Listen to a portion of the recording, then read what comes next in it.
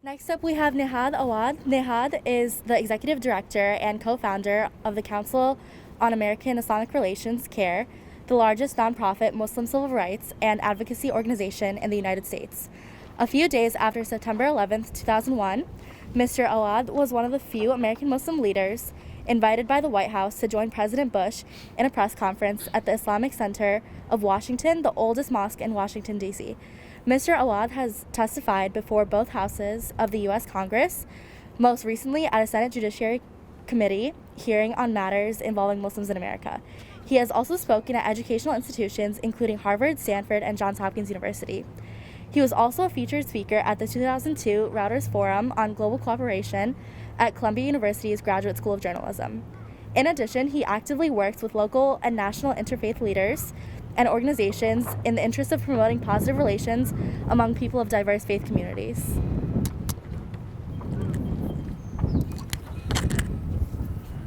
Assalamu alaikum. Good afternoon. It's noon, right? Yes. That's noon. Okay. Take off my mask. I hope it's safe. Thank you very much for coming here. And I thank the organizers from the Uyghur community, from the Muslim community. Thank you so much for coming on this beautiful day to stand in front of the Chinese embassy, to stand together with our brothers and sisters in humanity, the Uyghur people, and our brothers and sisters in faith who have been subjected to a genocidal campaign by the Chinese government, a systematic campaign to erase and eliminate their culture, their history, their faith, and their identity. Throughout the abuse, physical abuse, torture, and sexual abuse that have been documented or speculated highly by so many international human rights organizations and by different countries in the world. We are here not to appeal to the Chinese government, because we know that if they have any common sense, we would not be here to start with. But we are here to call on elected people, the Biden administration, and our elected representatives in the House of Representatives and the Senate, to do what they should do to stop the genocide against innocent people, against the whole community in China.